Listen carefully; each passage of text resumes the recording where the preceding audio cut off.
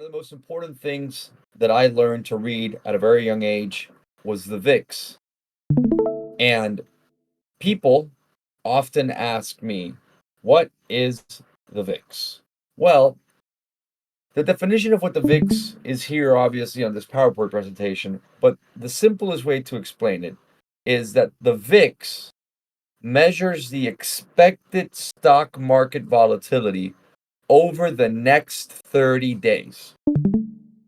It's basically referred to as a fear gauge, and it gives investors an idea about the overall sentiment of market uncertainty, right?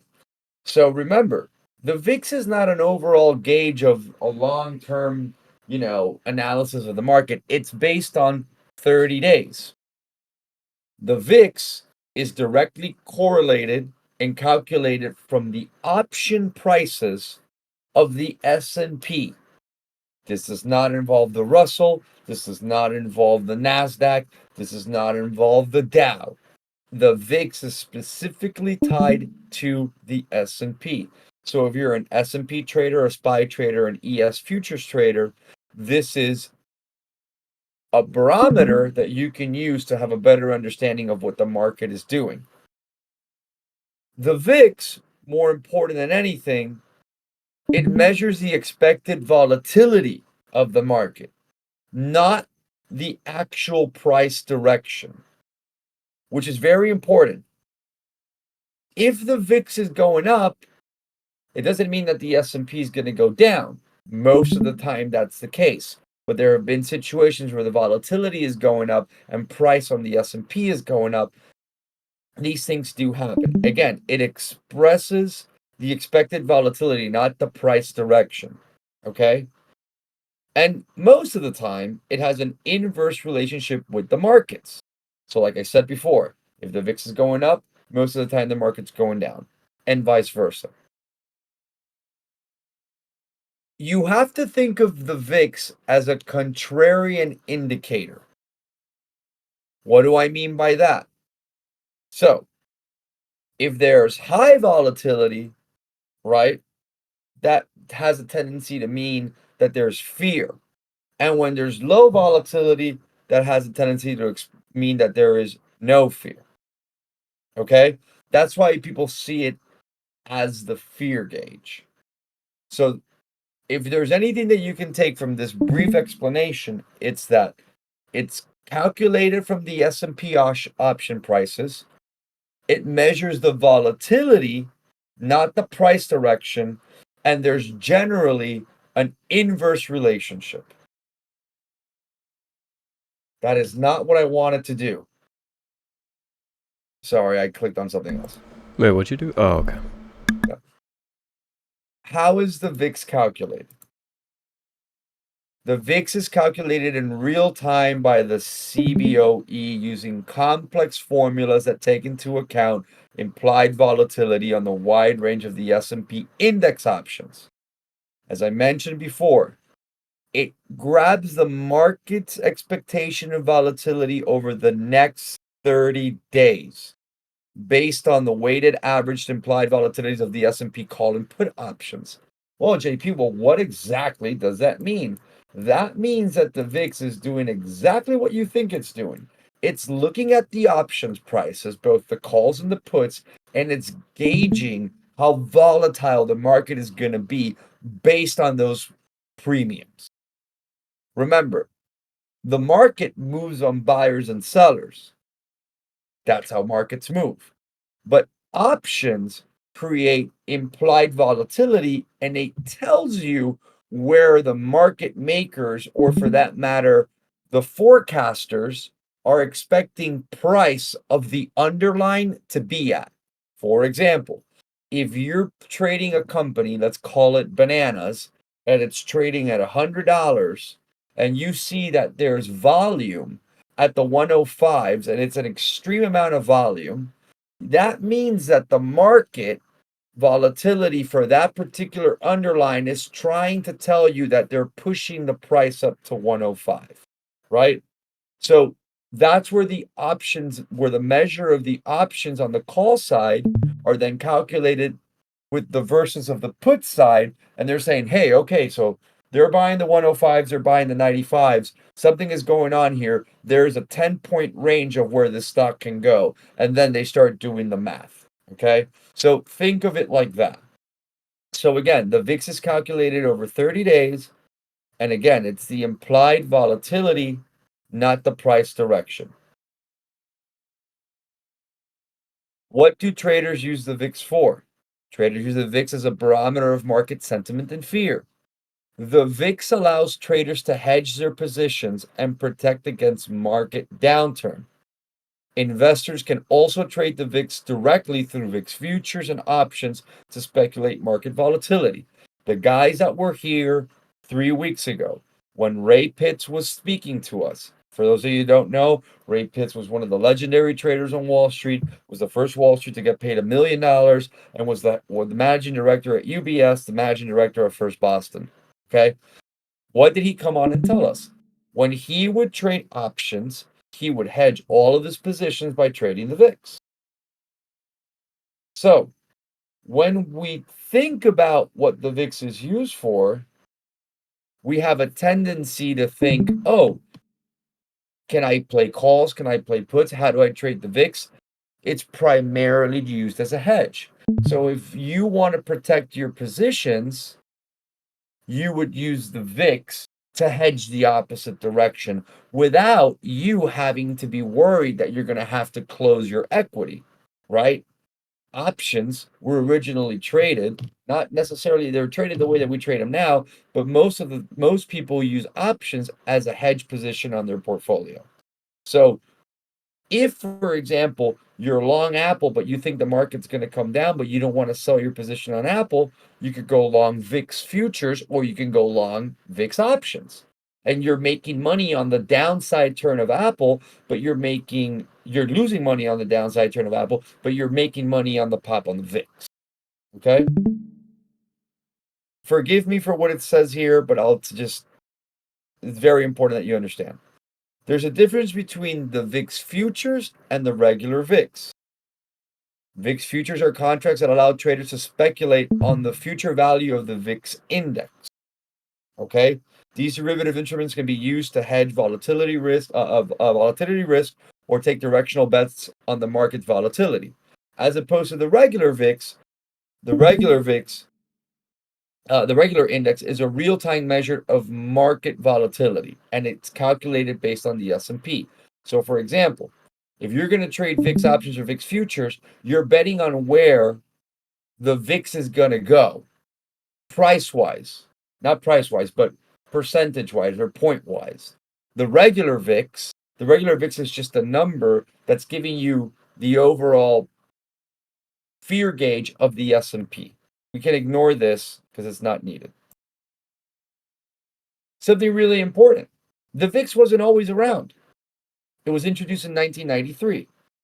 And why was it introduced? It was introduced because people wanted to have an idea of what the hell was actually happening in the overall volatility of the market. So it was introduced in 1993 by the CBOE. And again, it was a real-time measure of the 30-day forward-looking volatility of the S&P options. In 2003, the CBOE actually did something really cool.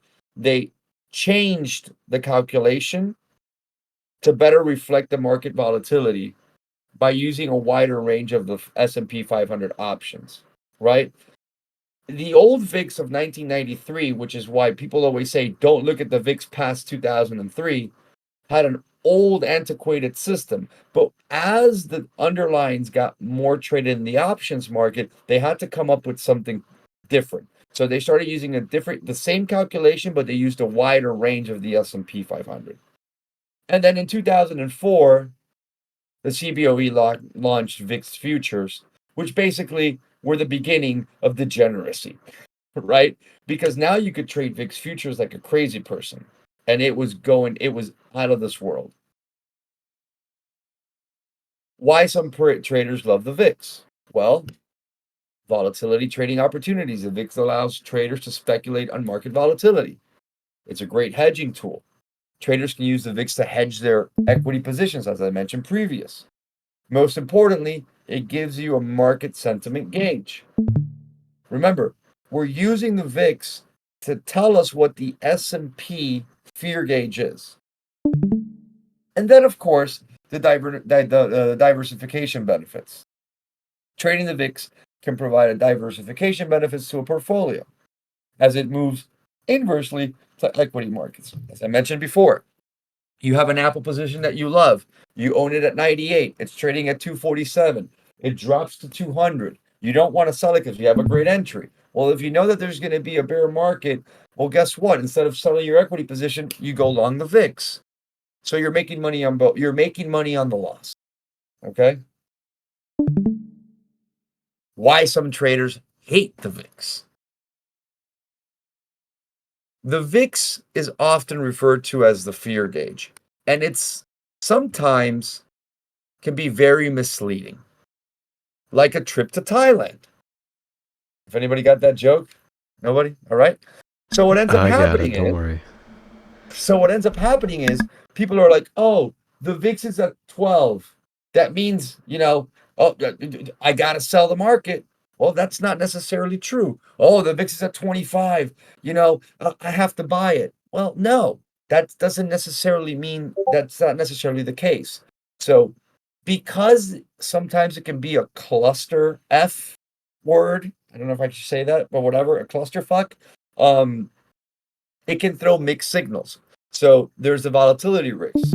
The VIX is a highly volatile index, and trading it can expose traders to significant risk. Why? Here's an example. You were long the VIX the other day. Let's say that day that the VIX popped to 30 out of nowhere for no reason, right? It was with the yen carry trade. So you're sitting there, you're long the VIX. VIX pops to 30 and you own it. You bought the 20 calls. Holy shit, I can't believe I made so much money. Within 3 minutes, suddenly the VIX drops to 15. You're like, what is going on here? The volatility of the VIX is what's terrifying, and which is why some traders hate it. There's this thing known as a contango trap, which is often when the VIX futures trading contango, meaning future contracts, are more expensive than where the current VIX is at, right? So people will be like, wait, the VIX futures are 18, but the VIX is 15. This doesn't make any sense. So people don't understand it. So they don't know what to trade. Are they going to trade the VIX futures because the VIX futures are saying that it's going to keep going higher? Therefore, they're following the regular VIX, right? And they're like, oh, that means that regular VIX is going to catch up to 18 futures. And then it doesn't happen. What ends up happening is VIX futures drop back to that regular VIX price, right? The other thing with the VIX is that people have this concern about manipulation. I have personally seen the VIX be manipulated, and so has Tom Nightingale if he's here. The VIX is one of those instruments that people always say institutions can manipulate and that it's an unreliable indicator. Well, it really is. It really is somewhat of an unreliable indicator whenever the hell, BlackRock and JP Morgan decided they're just going to play games. Today was a perfect example. When Tom and I were trading in the afternoon, we were watching the S&P and the Dow do whatever the hell it wanted, and the VIX was acting like I don't know, like a 3-year-old. It was impossible to tell what the hell was going on. You could have gone long the VIX, you could have gone short the VIX, all within a 15-minute moment, which is why people think that it can be easily manipulated. And then the last thing is the complexity and the cost. There's fees that come with trading any type of derivative. So that's just part of the game, right? So if you're going to start trading the VIX through option contracts and futures, be aware of the risk that comes with trading the VIX. If you think trading Bitcoin futures is insane, or trading gold is a death spiral, get yourself trapped in VIX futures in Dante's Inferno and then come back to me.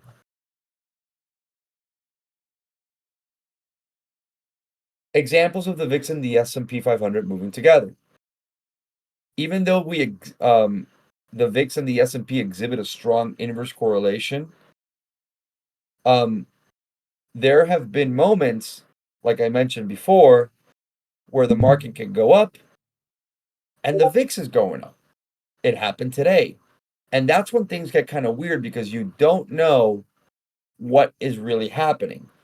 But most of the time, as I mentioned before, you can put up a 15-minute chart on the VIX and you'll see that when the S&P is going down, the VIX is going up. But don't negate the fact that there are instances where you can see both of them going up at the same time or both of them going down at the same time. How do you trade the VIX using futures? I really don't want to get into a very complex Yeah, explanation about this, yeah, you might as well but skip it because I don't think people. yeah, exactly. A long of explanation about this, but all you got to know is that if you can trade the VIX using futures through, let it be a proprietary, not proprietary, through a funding company or through having your own money in a futures account. If anybody ever wants to talk about VIX futures, I'm happy to talk to you about that privately. Now, this is a happy, attractive version of Kevin because he doesn't look like this. But here are the advantages of trading the VIX. The VIX provides traders with opportunities to profit from market volatility.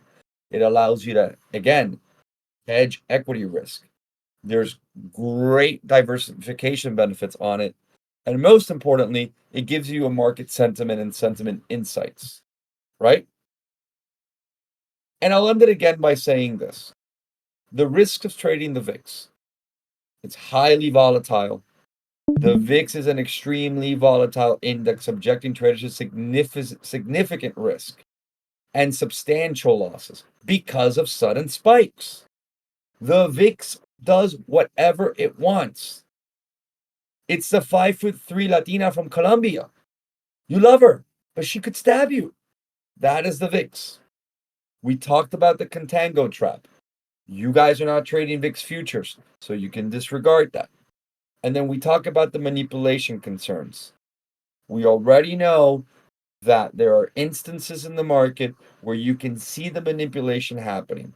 And a lot of the times, the manipulation happens in the options market, let it be with positive and negative gamma levels and with VIX contracts. Because what they do is they try to trap you into thinking that they're popping the VIX, and all those are just hedged positions. Okay. And then we talked about the complexity and the cost of it. Yes, when you're trading the options contracts, it costs money, just like any underlying has any derivatives, and it's going to cost you money. There's nothing more to explain to the VIX when it comes to the presentation. So now I'm going to show you the VIX and how it's used in trading. That is not what I wanted to do. Kevin, do you see my charts? Yep. Okay. As you guys see, I have the VIX on the left and I have the S&P, the actual index, on my right. I'm Well, going to go ahead and you should tell people how to find that because they I'm don't know. going to do that right now. Okay.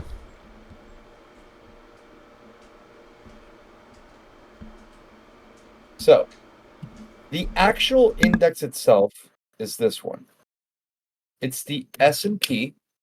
So, you come over here and you type the SPX and you're going to make sure you have this one. It's the TVC. It's very important that you use this one. Not this one. I mean, you could use that one, but I use this one.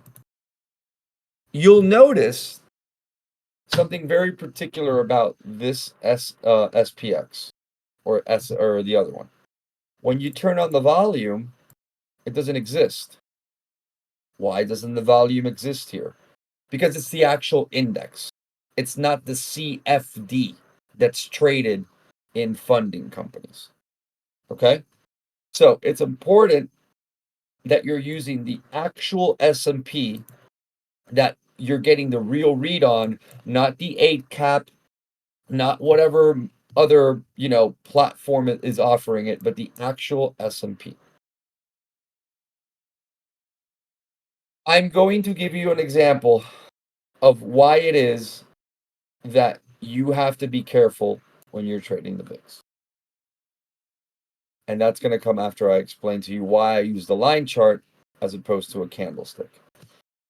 Since the VIX is think of it as a indicator, you don't need candles. It doesn't matter if they're green or if they're red. You want an overall read of how the VIX is moving, so you use a line chart. So how do you get a line chart on the VIX? Very simple. You click up here and you click on line chart. That's all you got to do. And then you're going to have this, no RSI, no nothing, just regular line chart. I do have these daily moving averages here, the DSMAs, but that's for another reason, and I'll explain it after. Let's go over here. Let me show you how inversely correlated the S&P is to the VIX. So today, at around 110, the VIX started to pop at around 18. It started to push up, and if you notice that by 2 o'clock, it got to around that 20 mark. Now let's go over here to the S&P. Notice that around 2 o'clock, as the VIX is going up, the S&P started going down. You can see that the S&P broke a major pivot structure here. There's no coincidence that that the VIX broke a major pivot structure. There's no coincidence that the S&P broke one of my key levels. Once that key level was broken, look at how violently, outside of that sell-off, the VIX popped. The VIX went from 19 to basically 2140 in the blink of an eye. And this is an under 30-minute move. So when you start seeing this extreme volatility, this means that you're going to have massive moves to the downside. The VIX being up 10% in one day is not normal. This is not a healthy market. This means that people are terrified. This means that the overall market is in fear that there is something going to happen. The VIX should never be doing this. So what happens when you have a 10% pop on the VIX in one day? You're going to have erratic behavior. You're going to have crazy pops, crazy drops, crazy pops, and then crazy drops. And what happened today? You went on the S&P. You basically in the past 48 hours, you couldn't break above 6,000. And you've given back almost 200 points on the S&P in 2 days. This is insane. It's actually 140 points, but give or take. That's a lot on the S&P to give back. And look at the VIX where we were when this started to happen. If we go to Wednesday, right here, you can see that the VIX was trading at 17. And you were already having these sell-offs, but the VIX was trading inside of this range. So you really didn't know what the market was going to do. As you can see, it rejected multiple times off that 20. But it wasn't until it broke the 20 mark that the S&P really took a dive. So when you look at these key areas on the VIX and you have them marked out, because the VIX has a tendency to trade historically within certain ranges, they have a tendency to also line up with key levels on the S&P. And when those key levels are broken, you sure as hell can expect a massive move to happen. Now, you can also theoretically look at the VIX from a daily perspective, and you can see that the VIX was already telling you, right, that something was happening here. You can see that the market was popping, right, over here. The VIX was going down, but it never broke underneath 17. For there to be a continuation upside pattern, you want the fear gauge to drop below 15. You want it somewhere down here in the 12s and the 13s. But the VIX was holding 15. It never broke below it. 14, 14.5, 14.8, 15, this range, give or take 15. But you still had price going up. So then what ends up happening is you have price going up and the VIX is hovering here. It's still hovering in this mid-range fear area. And then as soon as the VIX starts to pop above 17, the market starts to sell off. And you can see when it happens. Look at the VIX when it was here, holding that 15. We set an all-time high, and then we suddenly start to crack. Start cracking to the upside, and the S&P starts to sell off. OJ people, how do you know what are the true gauges of the VIX? Where do you buy and where do you sell the VIX? Well, that is something that historically has been argued. When the VIX trades inside of 15 to 20, there's this is the old school teaching is not the new school way. The new school way tells you that when the VIX is trading between 15 to 20, you're sitting somewhere in this mid-temperature water where you're not too sure if it's too hot or if it's going to cool down. So you got to keep an eye on it. When the VIX normally breaks 15 and is trading anywhere below 15 and in the 13s and the 12 range, that means that there's low volatility in the market and there's low fear. And that means that there's exuberance in the market, right? That means that the markets are just going to the moon. Everybody's happy. No one's scared that the world's coming to an end. But we all know that that's not the case right now. We're scared of tariffs. We're scared of wars. We're scared of the oil prices. We're scared of what's happening in the internals of the market. We're worried about PEs and we're worried about earnings, right? So what's happening is that fear gauge starts to coil up and it's going to snap at some point. So anything between 15 to 20, think of it as lukewarm water. When it breaks above 20 and it starts trading in the 20 to 30 range, this is when people are terrified. This is when the market is scared. This is when things are probably going to get worse because that means that everyone is fleeing to cash or safety. And what do we know as safety to be? Bonds. What do we know as safety to be? Cash. What do we know as safety to be? Metals. So when you start taking money out of equities, there's fear in the markets, but the money's being allocated somewhere else. They're taking money out of the S&P because they're scared. The volatility index is going to go up because it's the fear gauge. And why is the VIX going up? Well, the VIX is going up because of the velocity at which they're selling. The velocity at which the options are getting printed. The velocity at which money is exiting the market. Right? Because you could have a sell-off, but it could be a slow and steady sell-off, and the VIX wouldn't be popping. The VIX pops when it's an extreme volatile market that is telling you that violent moves are coming. There's an old theory that is said, and if you guys were here when Ray Pitts was here, he said, I have a tendency to do the following. When the VIX is at 13, you sell everything. And when the VIX is at 25, 30, you buy the shit out of the market. Well, that's the old way of thinking. But we all know that that's not the case now. So do we use that same tactic that was used by the guys back in the day in the early 2000s? Or are we living in a new modern era where we need to start to understand the VIX a little bit better, understand what the gauge actually means, and are there new levels that need to be set, right? Because I have this theory, and I've always say this to Kevin.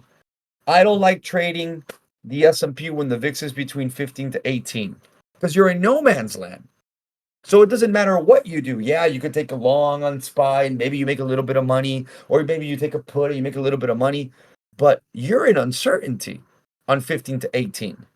So what the hell are you trading the S&P for if you know that the VIX is telling you that there's a level of uncertainty in the market?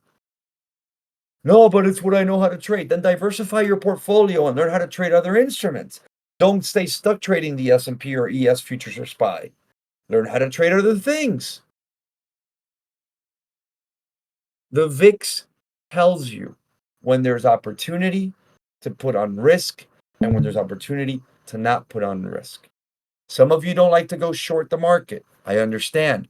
Going short sucks because you could get caught really quickly when it pops, right?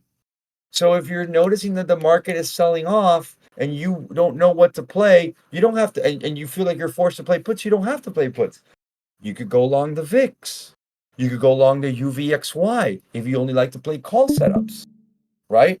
But understand that the VIX is giving you a gauge of when and when not to trade the S&P.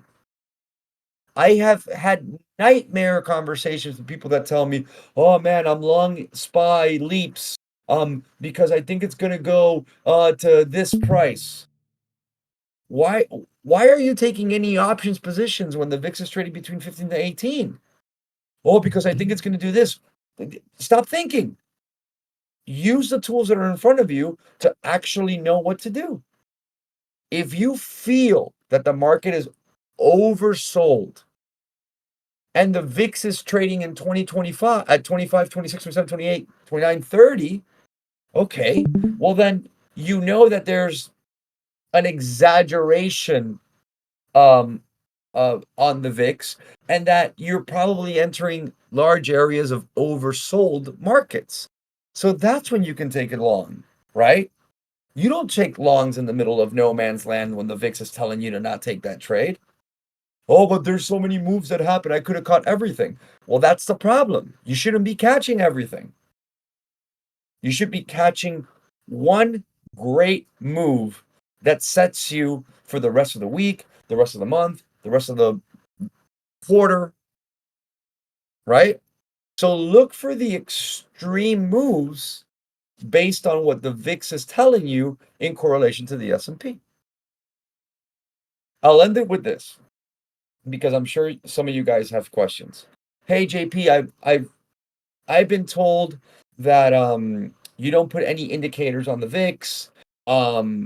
There's no reason to put any moving averages or this and that. I argue with everyone this over and over again. If there's one thing that I love about the VIX is that it's very true to daily moving averages. For some reason, which is oblivious to me, the VIX loves trading off daily levels. I'm kidding. It's not oblivious to me. The VIX literally trades perfectly off daily levels. The VIX is a machine. If you put a level at 1582, I can almost guarantee you that when it goes to 1582, if it bounced before, it's going to bounce at 1582.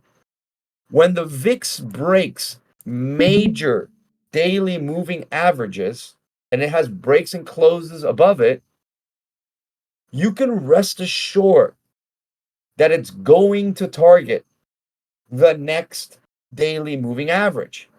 You guys know how I told you that one of the most beautiful things about trading daily SMAs or any type of EMAs is that when all of the SMAs or EMAs curl up together, look at how beautifully the VIX literally was telling you, hey man, I'm going to break above the 10-day. I'm going to break above the 20. I'm going to break above the 200. I'm going to break above the 50. And now look at what's happening. The VIX is literally broken above every single daily moving average, and it's gone parabolic. The VIX was telling you that it wanted to make a move on February 20th. It is now February 27th, 7 days ago. 7 days ago, the market told you we are breaking 15 on the VIX and we're going to try to make a move. My levels on the VIX have stayed like this since last year. They have not moved. There is no coincidence that this weekly pivot structure almost perfectly lines up with my level. 7 days ago on the VIX, we were signaled that we were going to enter some scary shit. That was on Thursday, February 20th. Thursday, February 20th, the market had a little red day, followed by the next day a huge 1.71% sell-off. Do you see how the VIX is giving you an indication of what is going to come? Because remember, it's gauging the market based on options. So the market makers and the option riders are literally doing something, and the VIX is signaling to you, hey, bro, or ma'am, or in between, whatever you are, something is going on. So keep an eye on it. That is my explanation of the VIX. That is as simple as it can get. If you want me to make it more complicated, I'm happy to do so if you message me. But the best thing that you can take away from this conversation is that it is a fear gauge that you use to understand the S&P, and it serves the purpose of you as a trader knowing when to and when to get in and when to get out of your positions, or for that matter, when to hedge your positions with VIX options contracts if you don't want to sell your equity position. So JP, I'm gonna ask you a few questions before I get to their questions. So one thing, so most of your talk was about, for example, like the long-term approach of the VIX, getting the gauge on it and stuff like that. You also mentioned, how you can also trade VIX options. So for you primarily, let's say you want to swing VIX calls overnight or VIX puts overnight. What are you looking for you to do that? Because since that's an option, or even day What trading I it. like, so on multiple occasions, Kevin, that I'm always in some type of VIX options contract, Yeah. whether I tell you that I'm taking it or not. You know that, Yeah. right? I'm always like, I think I'm taking the VIX here. You've heard me say that multiple times, Yep. right? Yep. The way that I gauge the VIX is that I look for key areas on the line chart. So I know, and this line's a little bit off, but I know that the VIX, when it gets right here to this 1478, 1480 mark, since January 24th, it has a tendency to bounce. This has literally become the base for it. So when I see the VIX coming into this area, I will normally take 2 to 3 month out contracts on the VIX, and I will look for the highest peak that it's had from that previous bounce. So in this case, the $18 calls on the VIX, but I took the $20 ones, right? So because I like the $20 number, right? So whenever I get into these key areas, I look for longer dated VIX contracts, normally 30 to 45 days out, right? And I will keep that contract running until we break below that support that we have. The way that I use the VIX is not as a money generator. It is as protection against my other options that I'm currently swinging. Okay, so you're saying you don't even really swing it just to make, let's say, like a profit. It's if you have other positions, whether it's stock or options, that you actually trade the VIX. I've taken VIX positions where I'm naked on everything else, Yeah. but ideally, what I like to do is I use VIX contracts to hedge my other contracts. Of course, So especially if I'm trading stuff that's within the S&P. if you're So, for example, example, I'm buying calls on the S&P or calls on SPY, I'll normally buy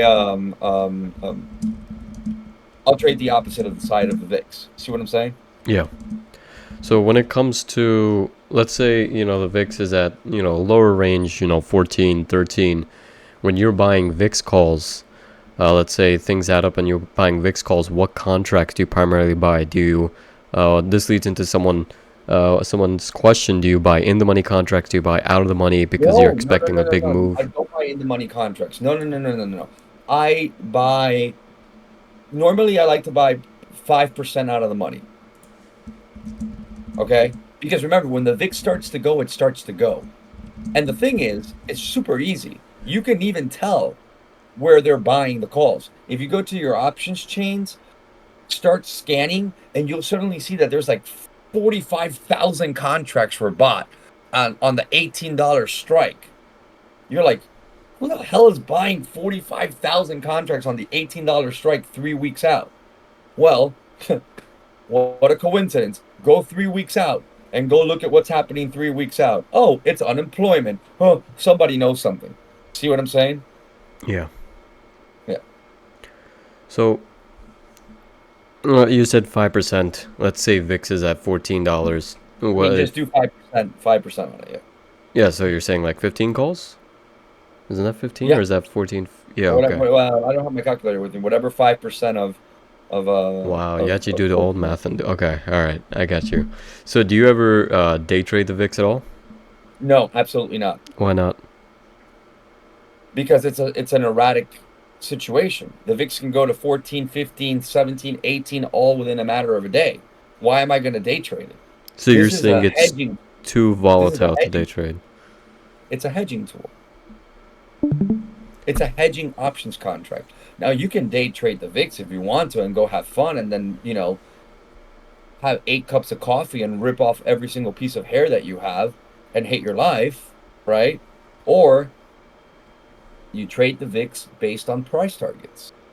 If you're taking a VIX contract and you're taking an $18 strike when it's at 14, it's because you have studied enough to understand that, okay, when we get to this 14 level, we've had a tendency to pop on the VIX to 18. Then you directly correlate it to the S&P price, and you're like, wait a second. Okay, so when we've been getting to 14, the VIX has been trading around this price range, or for that matter, inside of this range when it comes to point wise. Okay, I'm going to keep an eye on the S&P. I'm going to keep an eye on the VIX. I'm going to buy the $18 calls because historically, when it's been trading the way the S&P has been trading the way that it's been trading, the VIX has a tendency to bounce from 14 to 18, right? Yeah. So recently, yesterday actually, I took UVXY puts. Many people were asking what that is. So could you explain how UVXY relates to the VIX? Okay, so the UVXY is basically the opposite of SPY, right? That's basically what it is. You can trade the UVXY or you can trade the VIX if you believe that the market is going to be bearish. UVXY is a direct position in which you are long you're long the derivative that is telling you that the market is going to be short. You are literally going long on a short market. The VIX is a gauge of volatility. It's not price direction. It's only volatility.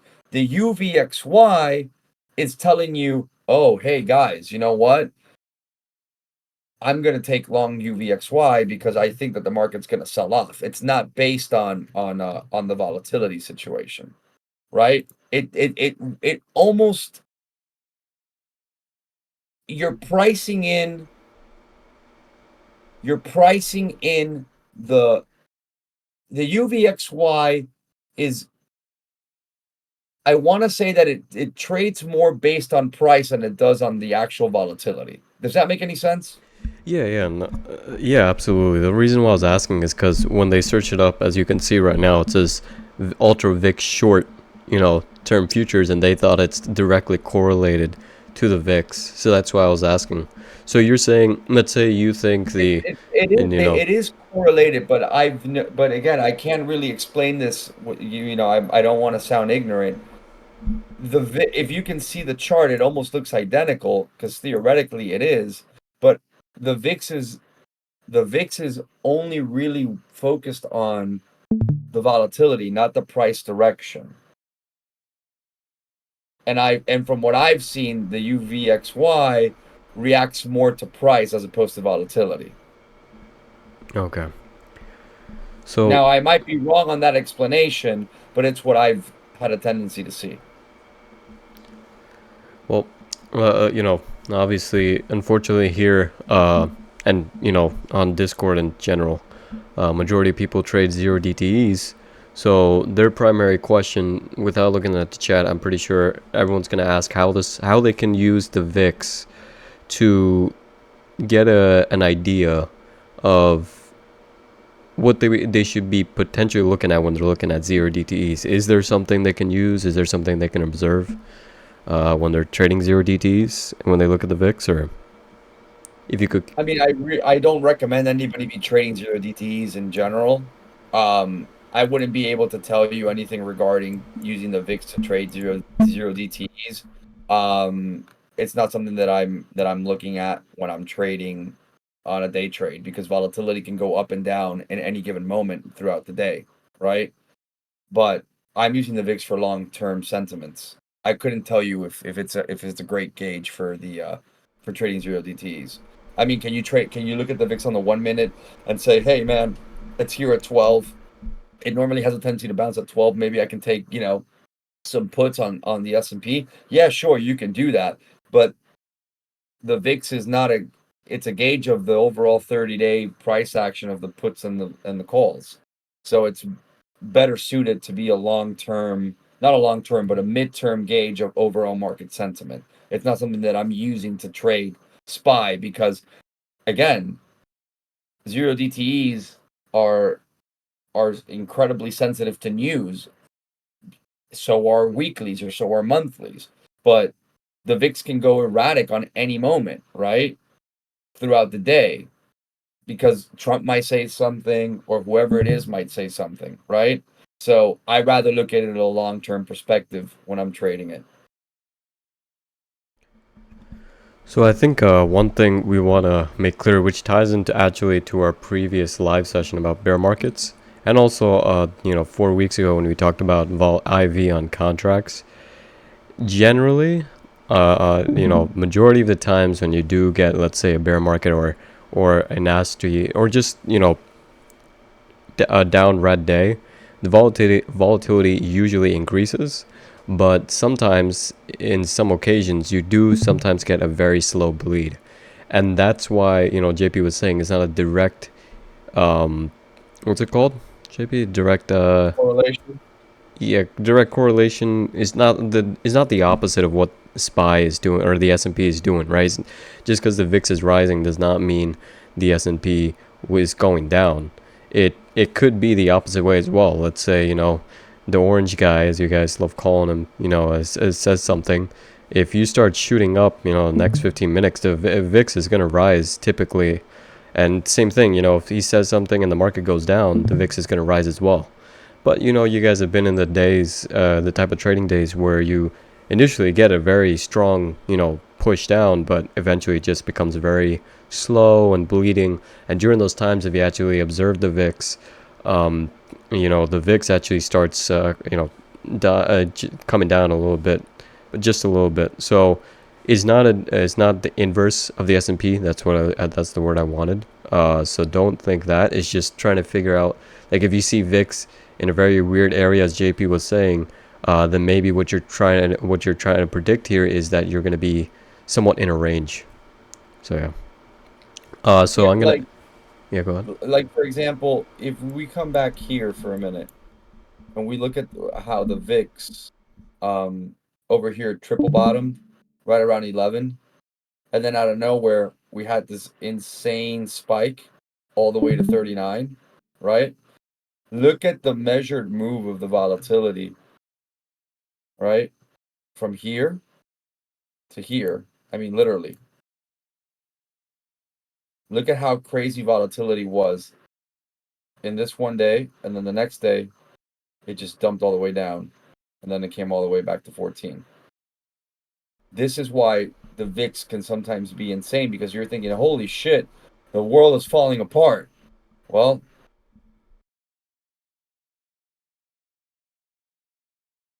S&P dropped 400 fucking points in that move, right? Or something like that, or through 200 points. And then it immediately bounced in less than 48 hours all the way back to 5,700, and the VIX was at 14. So these these things, these moves of this sell-off on the S&P and this volatility gauge can be super intense, right? But it's almost like you start to get warning signals. Okay, the VIX is triple bottoming down here at 11, at 12. God, it's starting to crack. What's going on here? Why is the VIX starting to pop, right? And then suddenly you have this freak incident where this happens. That's insane.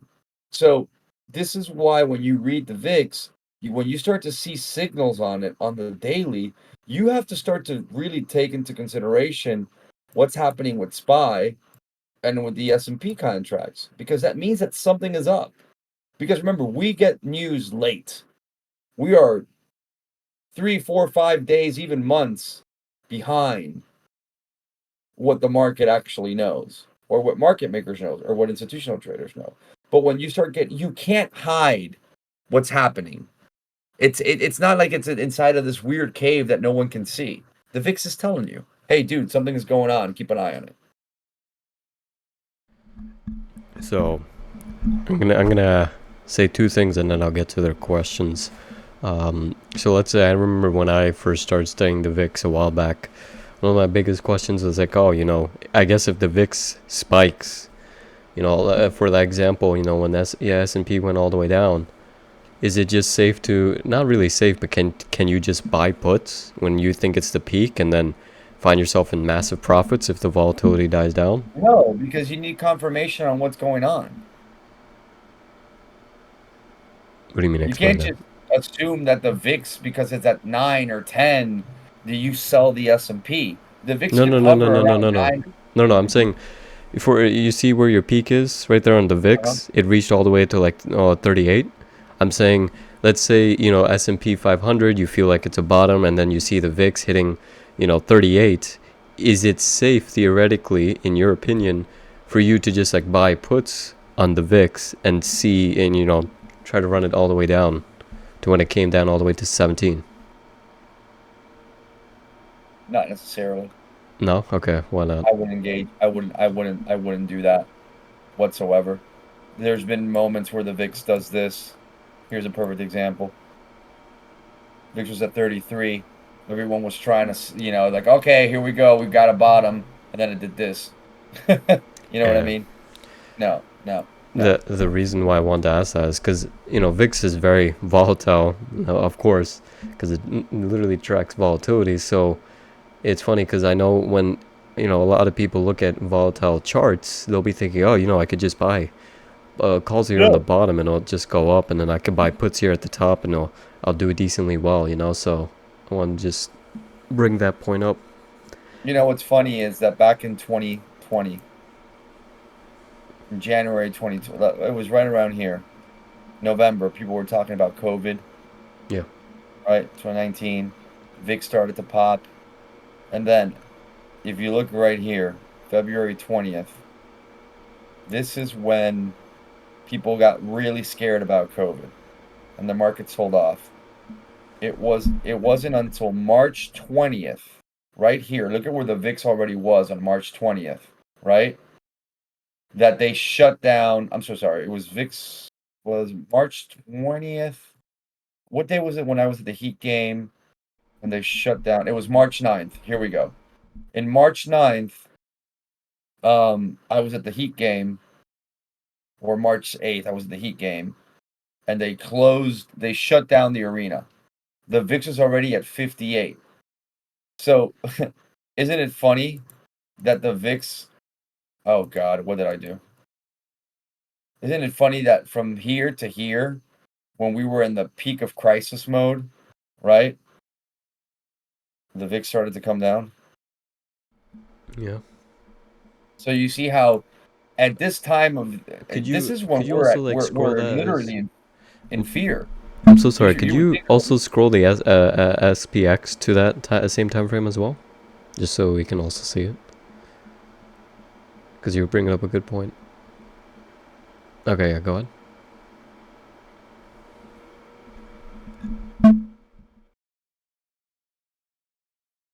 so, this was the, oh my God, the S&P used to be at 2200. So at March 20th, right here, the VIX popped all the way to 90. And this is through our period of time when we're still terrified. The country's shutting down, right?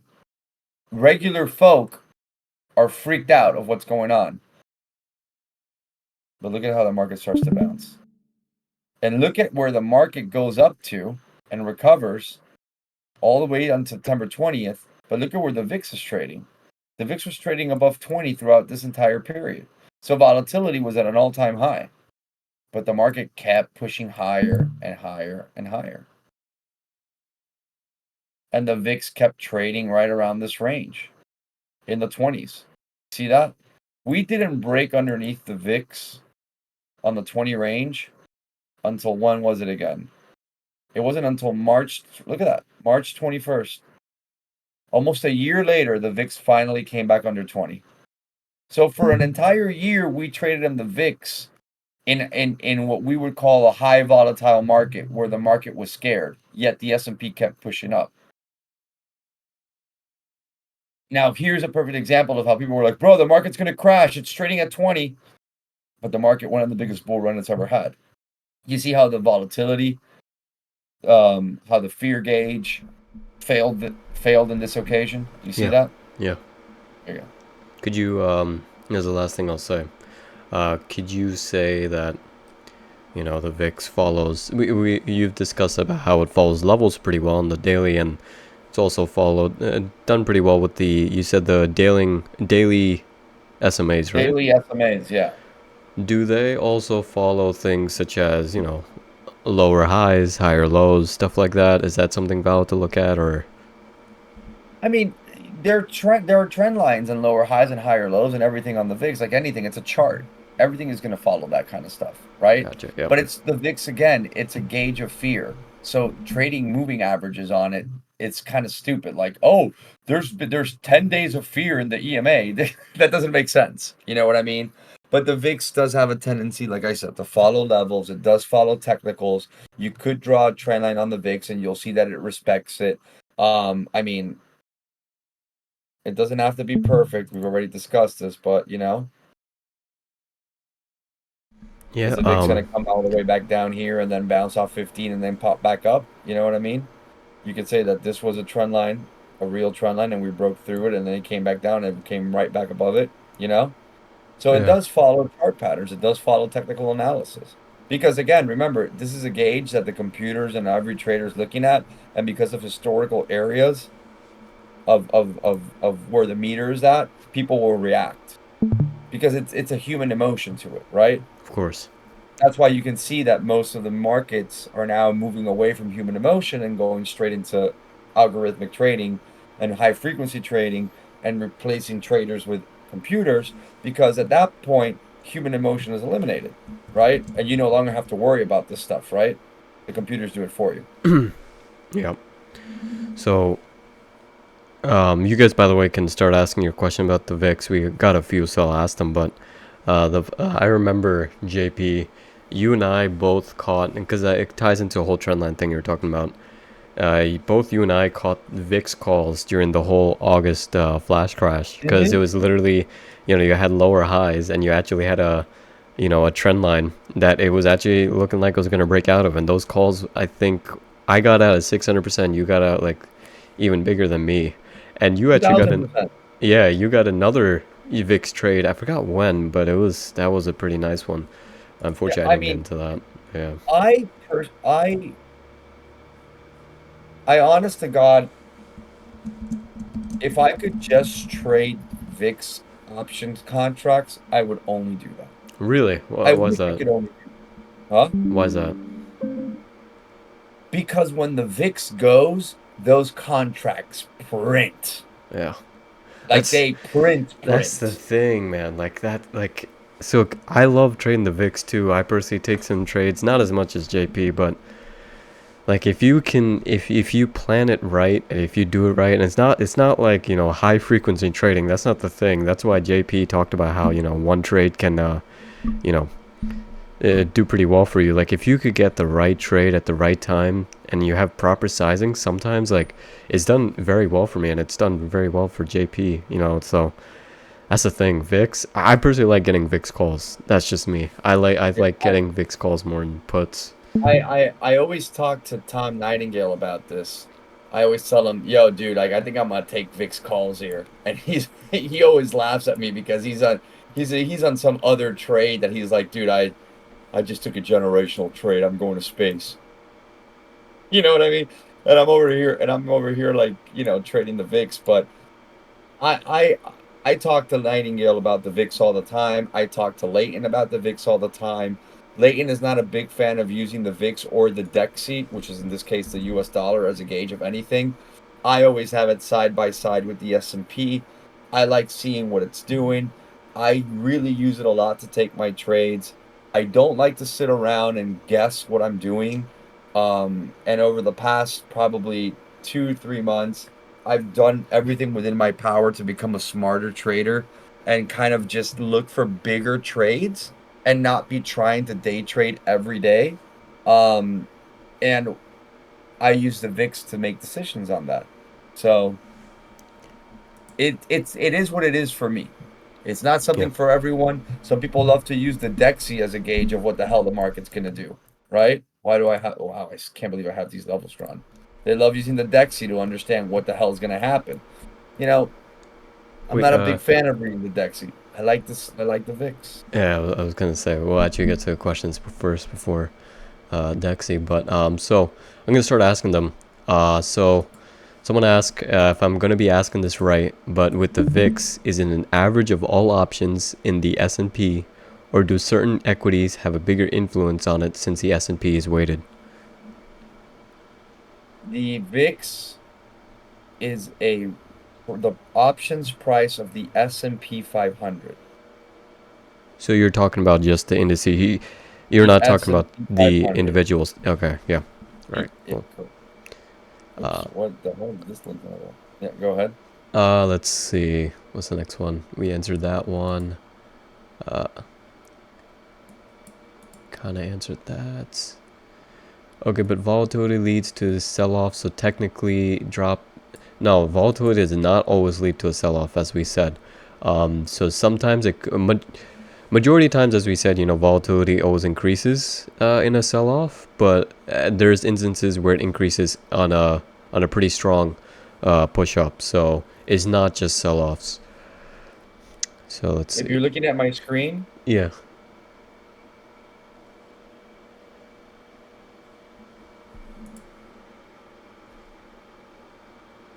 Yep. that answers your question. Cool. Okay, so here's a good one. Okay, the VIX is at 21 now. What can we do at this moment? Wait for it to rise to 25 to 30? You have a trend line that I just drew for you. So, like, I what are you think the looking at VIX is that to gonna pop. reject it or break it I out? believe that the VIX is going to pop to 23 by tomorrow morning before PCE happens. I believe PCE is going to be catastrophic. I believe the S&P will drop all the way to 2787 or 2778, and you will have the VIX trading somewhere over here in this range.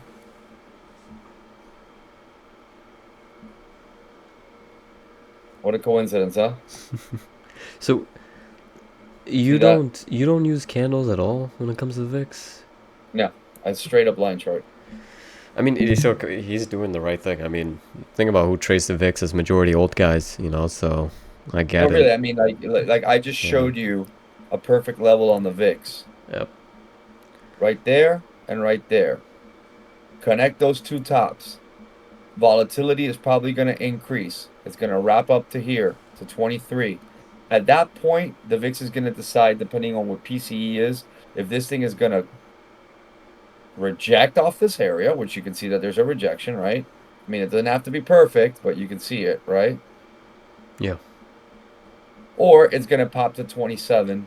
And if shit really hits the fan, don't be surprised if you have another 15 or 20% day on the VIX and it goes all the way to 30 something. I mean, this was, if I'm not mistaken, this pop on the VIX was the yen carry trade back in August where we had that flash The flash crash. crash. Yeah. Yeah. But I mean, we're in scary times right now. I mean, we really are. If you think about it, if you look at the chart, if you look at the S&P chart today on a 15-minute, here was the open, right? Yeah. How many people got caught here today thinking that it was going to break out? Probably a lot. Not You sure. know, Yeah. everyone was like, "Oh, long, long, long, long, long," and then what ended up happening? This thing just fucking dumped, right?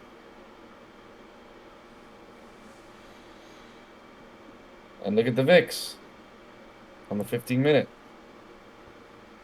The VIX didn't do anything all day today. It just hovered around here. It hovered around this area until it decided to break, and when it broke, we had this massive move.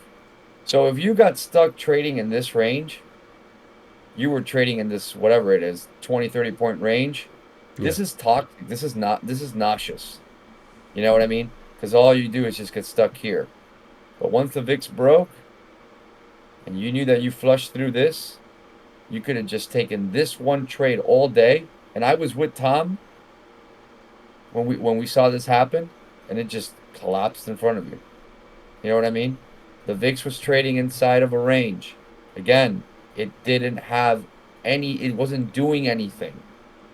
And when it finally did it, it completely collapsed. Oh man, but there's a 20-point move up and down here that you could have caught. If you want to trade the S&P for 20 points, if you're trading prop or if you're trading S&P contracts, God bless you. Have fun. I commend you. Especially if you're trading the options contract of the S&P. Go have fun. Go be up 20, 30%, 100%, then be down 50. Enjoy it. No, I'm going to wait so that the VIX breaks above that 1940 range, and when it does, I'm sure as shit gonna short the hell out of the S&P. And when it makes its move, I'm gonna put my stop somewhere over here because at that point it's a risk to reward trade. If it fails, it fails, but I'm gonna lose little money. But I already know that if the VIX pops and breaks this range right here, it's probably gonna try to make a move to up here to that 20 range, right? Because when it goes, it goes. That's the beauty of the VIX. When the VIX goes, it goes. And when there's fear, there's massive fear. That's what leads to those massive sell-offs. So you could have sat on your computer all day, set an alarm on your level, set an alarm on the VIX, and when you heard dee dee dee dee dee dee dee, you would have jumped on the screen and you would have said, "Oh, okay, cool. I'm going to fill a short position on the S&P and rode that wave all the way straight to the trend line." And you were done trading instead of getting stuck here all day looking at this, trying to figure out what to do with your life. So is it safe to say, let's say you're looking at the VIX and the VIX is trending down and trading in a range, it's possibly not the greatest time to, let's say, trade futures or... I mean, that's what I said at the beginning of the Yeah. day, at the beginning of this call, right? If the VIX is trading in a range, you're probably going to get caught in chop. Why do you want to trade chop? Yeah. Why do you want to do that? Why do you want to be here?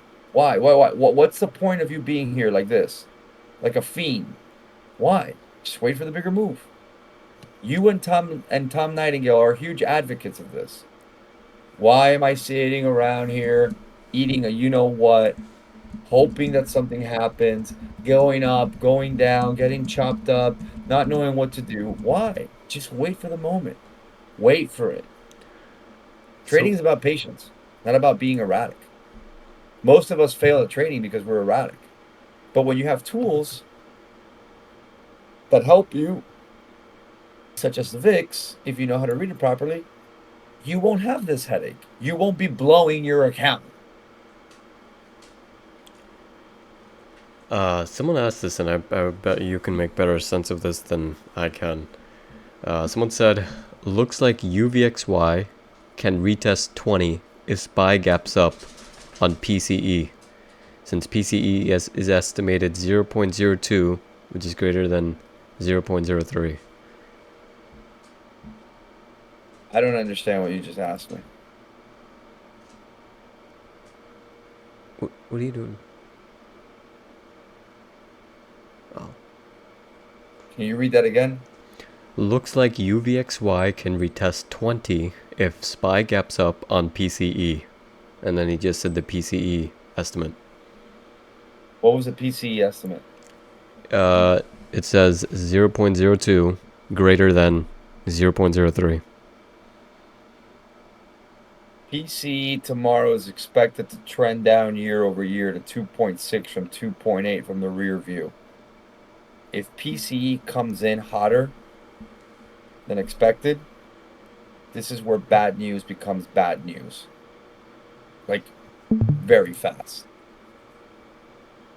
And if that does happen, you can sure as shit expect the UVXY to go well above 21 at that point. Yeah. If you guys are talking about using fundamental analysis to gauge where the UVXY and the VIX is going to do, go jump in front of a moving vehicle on the highway, because we don't know anymore if good news is good news and bad news is bad news, or if bad news is good news or good news is bad news. And if you guys were trading back in the day when you didn't know what was good, remember, Kevin? Yeah. Like, we didn't know what was good and what was bad. You're gonna lose your nuts, because you're gonna lose you're gonna go nuts, because you're not gonna lose your nuts. You're gonna go nuts, because this thing, the VIX, will just start going, will be just act crazy. But I can tell you something from the fundamental perspective if you want to talk about tomorrow's read. The most important part of tomorrow is a combination of both the year-over-year outlook on core PCE, and most importantly, it's going to be personal consumption, month over month. If personal consumption comes down from the rear view of 0.4, I'm sorry, personal income comes down, we have a problem. If personal consumption month over month comes down, we're already expecting a negative read. If it's more than 0.1%, we have a huge problem. If inventories, which were negative 0.5 month over month in the rear view, and they're expecting it to be 0.1, what do you think wholesale inventories, if they tick up, mean? What do you think that means, Kevin? Sorry, ask the question again. I was stretching. Okay, that's kind of cute. If wholesale inventories month over month are up, what do you think that means? People are not buying. There's a lot more shit Yeah. sitting in storage, pretty much, right? Yup. That's not good. That means people are not buying. So you could end up in a situation where you have a mixed bag of emotions, where PCE year over year could come in line. Core comes in higher. Consumption comes in low. Spending comes in high. It could be a complete disaster where everything doesn't make sense. It doesn't make sense. If I had to guess, I think PCE is going to be hot. I think the consumer spending month over month is going to be at its lowest it's ever been. I think income is going to be lower. I think inventories are going to go through the roof. And I think we're going to have a very, very, very scary read. And I only think it's going to get progressively worse as we advance into the next month. Because if anybody heard this morning's data, what they call the mark, which is Delaware, Maryland, all of that area in the, of what we call the Northeast, those government workers that are no longer working, that have been laid off, those numbers have not ticked in yet.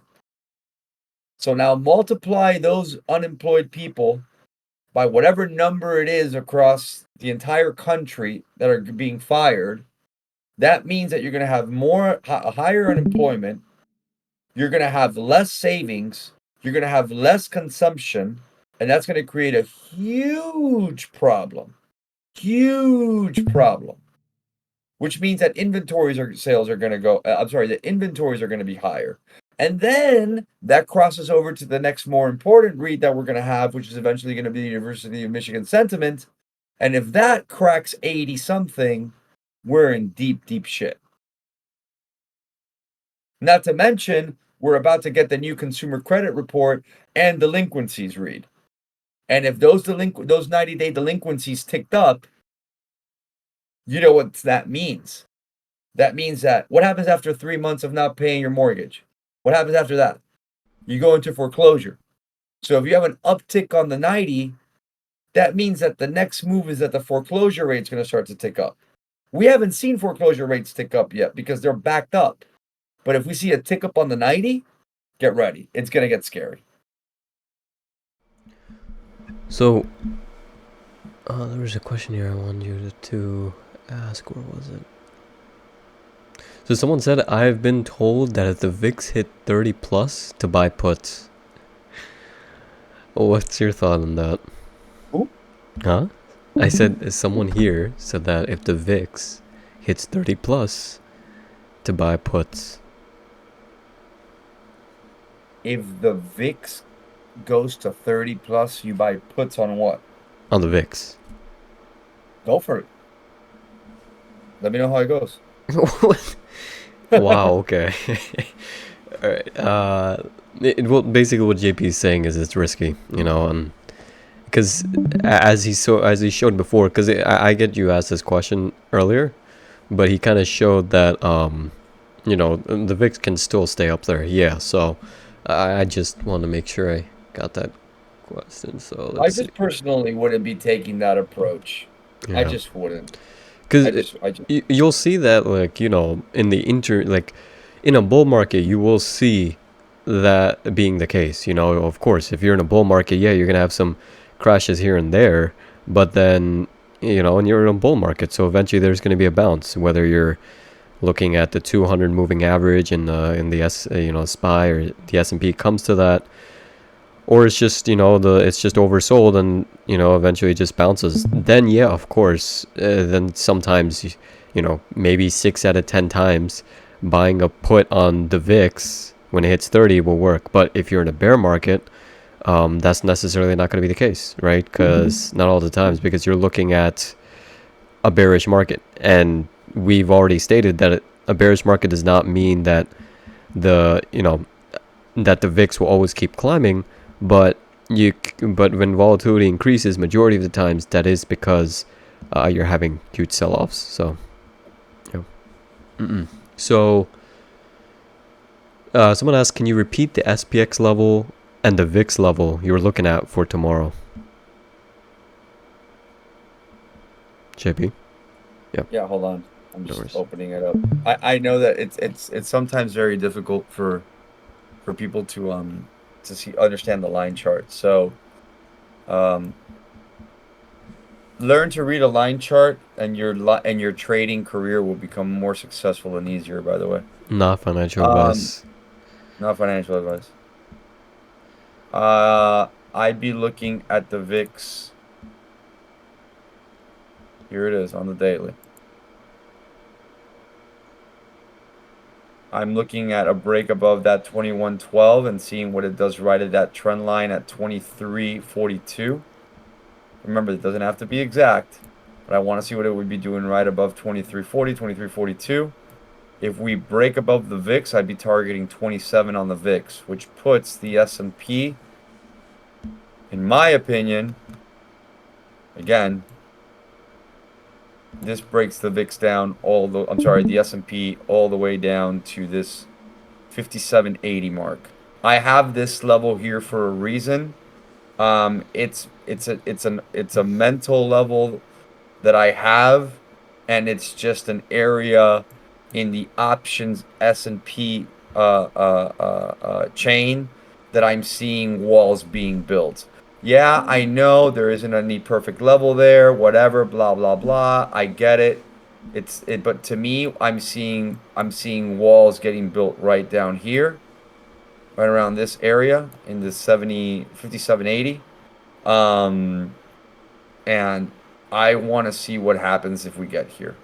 Obviously, if we get there, I mean, you don't have to be a rocket scientist. You don't have to drop perfect levels. You know that 5695 is inbound, 5700. So these are these major little areas that I'm watching. Again, this 5780 on the level twos of the S&P. There are walls here, which also, when you do the math on SPY, it lines up with this, just so you know.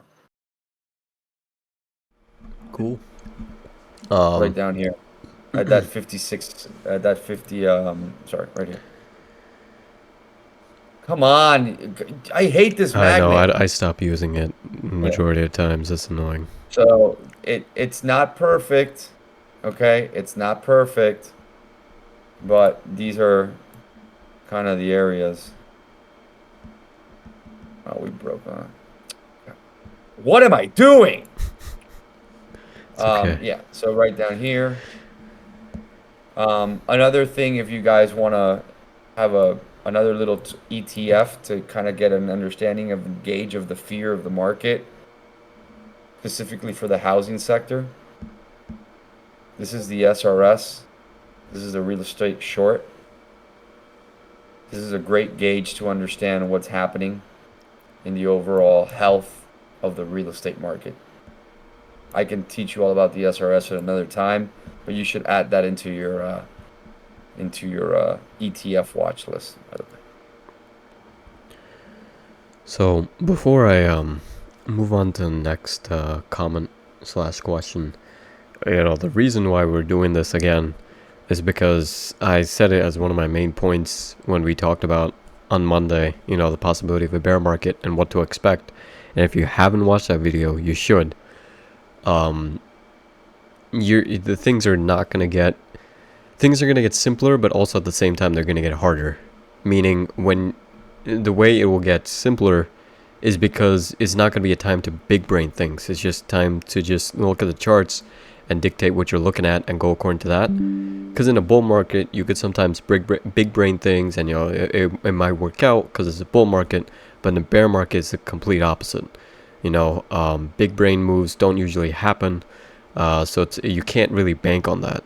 And it's going to become harder because you can't just look at one thing and just have a narrow vision and expect to come out, in the week profitable. It's just not what happened in the past.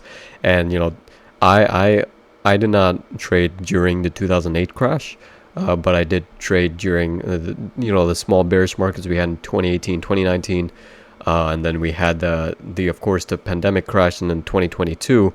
But those were not really a true, a potential crash that you can maybe potentially predict that we could be encountering. So the VIX, the reason why we brought that up today is because this is knowledge you have to know to, even no matter whatever you're trading, the way you're trading, you have to know the things around you so you can tie them all in together and have a very simple, concise thing. The market does not like the market doesn't like hesitation and uncertainty. That applies to many things. That applies to price. If there's uncertainty in price usually goes down. It also applies to trading, right? When you're uncertain and hesitant with a trade, what usually happens? Your emotions kick in. You hesitate on your entry, you don't get it, and then you end up chasing it, and then you end up losing on that trade. And then the next trade, you're like, okay, I'm not going to hesitate, and you end up rushing an entry, and you're ending up on a loss in that. There's so many different outcomes, but you have to learn these things to progress, to equip yourself with the necessary things when the times are going to be hard to trade. Will a bear market happen tomorrow? We don't know. But we talked about on Monday, and Monday was a perfect timing because all the signs that we talked about lined up. And look at it now, 3 days later, right? 3 days later, everything we talked about came true, and this wouldn't even be the start of it if we were in a bear market. So yeah. So someone You want to said, know something funny? yeah, I didn't even have my SMAs up. Remember I told you how if we break that 5970, 5700 was inbound? yeah. Look at where the 200 EMA is on the daily, 5716. And my level is down here at 5695. Because remember, the line chart uses a true close. It doesn't use wicks. Yeah. So, yeah. So right here, we break below this, you're going to have that magnet right here. Tell me SMAs don't work. Look at where we broke at. Look at what we broke today, which is that was the end all say all. We try to hold that 59.37 level that I had drawn out. We tried to break above the 100-day SMA, couldn't do it. And the minute we broke below that, straight shot to the trend line. So, someone said apparently 200K federal employees have been laid off as of yesterday. Just want to say that. So here's a question. You actually will better explain this than. All right, I'll say Adrian said that. Someone asked, "How will the trade wars affect your thesis?" How would the trade wars So okay, affect my thesis? you're like in reality you're bearish, right? You're bearish on the market. I guess what he's asking is, would your perception, or how would do you think the trade wars can affect that, make it worse, make it better? Do you think trade wars can potentially Depends. make I it mean, bullish? I'm not an economist. Oh my God, what's happening to my computer? I'm not an economist, nor am I even though I did go to school for international relations. I couldn't tell you what the correlation between trade wars would be and the overall stock market because I'm not a market maker, nor do I have the kind of weight to where I can decide what the market's going to do. Are trade wars going to affect the overall cost of things in the country? Yeah, absolutely. Yeah. Does China make better stuff than us? Yeah, they make better cars than we do. If suddenly you're forced to buy American, you know, because the Chinese car is going to cost you 25% more, is that going to have a problem? Yeah, because as you all know, I do believe that American greed is something that is in our blood. And suddenly a Ford Taurus, do they even make a Ford Taurus anymore? What's a shitty Ford car? Any Ford car, suddenly they decide to jack up the price. So Ford sure, maybe. Focus. Ford Focus, they still make that? Yeah. No, wait. Did they discontinue that? Maybe that'll affect it. I mean, I'm more Sorry concerned. if anyone has that car. It's just the Yeah, first thing I'm that more popped in my concerned mind. when it comes to trade wars. I'm more concerned with like the essential things that we need that we've outsourced out of this country in order for us to like actually survive. Like, you know, we do stupid things. Like we buy nat gas from Russia that goes through India that then comes to America that then we resell to the EU rather than tapping into our own nat gas resources. You know what I mean? That's Yeah. the kind of stupidity that we do in this country. You know what I mean? A lot of bloat. So, you know, JP, I do want to push back on you on that on one thing. go for it. Resources are limited, so if you can get other people to drain theirs without draining yours, who really is the loser?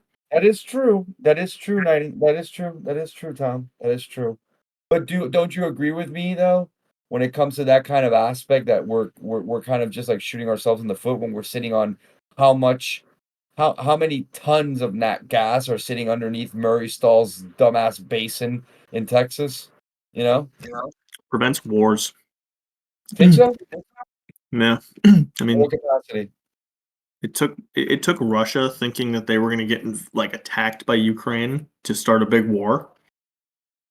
I mean, China wants Taiwan so bad and they just can't find a way to do it because trade is just that powerful. It's hard to go to your people and tell them you got to be poor and you have to go die now. It's hard to tell them to do that when money's coming in. Hmm. The So funny. then you think that any type of this we talked about this all the time in our chat. Y- So you think that if we're put in a predicament where we're suddenly limiting ourselves to the resources that we can get from other countries, that puts the burden on us? Well, World War II, right? Big war starts. You sure? You have to ramp up your production. Sure. So, which would actually be really bullish in that situation for U.S. markets. But, I mean, the war wouldn't be, but the after effect.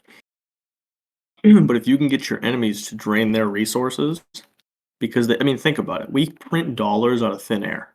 It's digital. They're not even real. We trade people fake things that aren't real for real products that are limited. And we get to retain our own resources. Sure, but at the cost of debt. Well, we do it because it's cheaper. So not only is it's like a win-win-win for the US.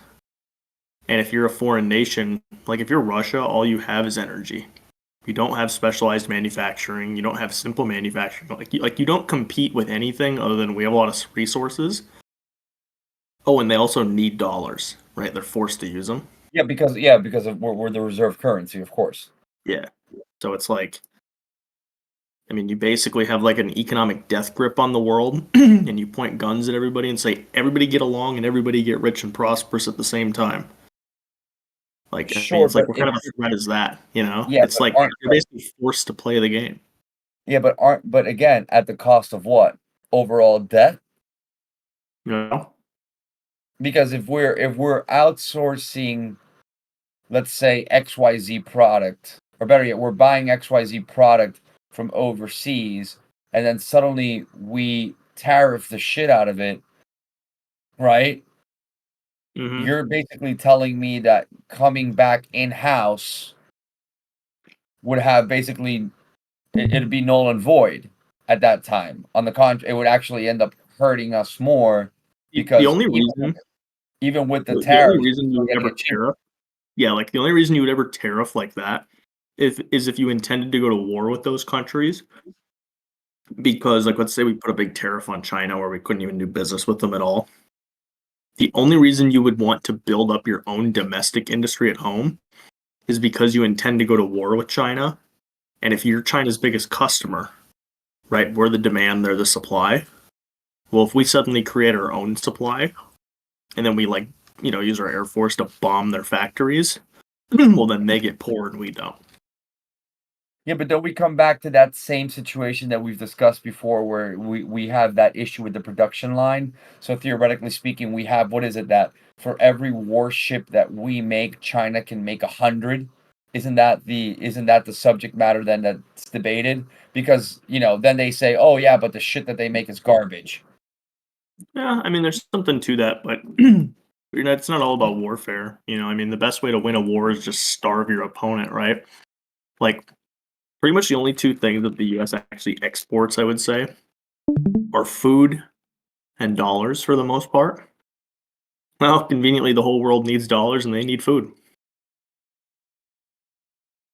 So, you know. So if you're trading markets, right, and you start hearing things like tariffs, you hear things that reduce the total amount of trade that occurs. Your brain should just go, okay, the entire system is based upon trade. So if you reduce trade, you reduce earnings globally.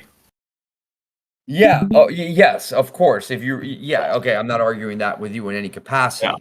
I'm But just saying that from a trader's perspective, like if you're trying to navigate like the markets, right?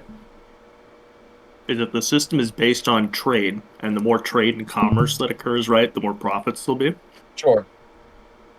If somebody comes along and says, I'm gonna prevent that from happening," then you just undo the process, right? You would just think that one in reverse. Explain that. Well, actually, let's move on from this because it's bridging on an hour and 30. Yeah, I can Yeah. literally stay talking and talking Yeah. about this the whole time. So, you guys again could put in your questions about the VIX, and we'll go over it. But someone said crazy. You saw that? I saw something this morning about DC area housing is dropping drastically in prices due to massive layoffs on government agents. Home prices drop average 138,000. Yeah, that's crazy. Any questions about the VIX by any chance, or?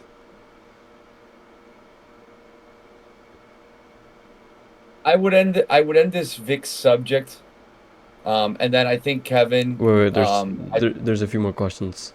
No, but I would say I would end this VIX comment from my end by saying that don't suddenly jump into this situation tomorrow and be like, I'm going to start trading the VIX futures, or I'm going to start trading VIX options because, there's a great possibility for me to, find opportunity. You know, don't do that. Really, with any new product that you're learning, it takes time to do it properly. You know, um, Trading options is something that you don't learn overnight. It takes time to perfect it. Trading equities is not something you learn overnight. Trading bonds, trading currencies, trading metals, all that stuff. Trading futures correctly, which I discussed this with Tom today in the afternoon, coincidentally. These are all things that take time. So if you're going to start looking at VIX as an alternative to hedging your portfolio or for optional trades, make sure that you know what you're doing and that you understand the risk that comes with trading, that particular derivative. Because as anything, when it comes to trading, there's risk. And the last thing you want to do is put yourself in a position where losing money becomes a habitual behavior as opposed to generating alpha.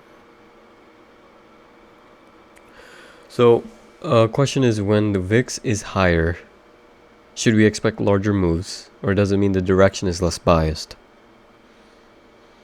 I feel like we've answered that a few times.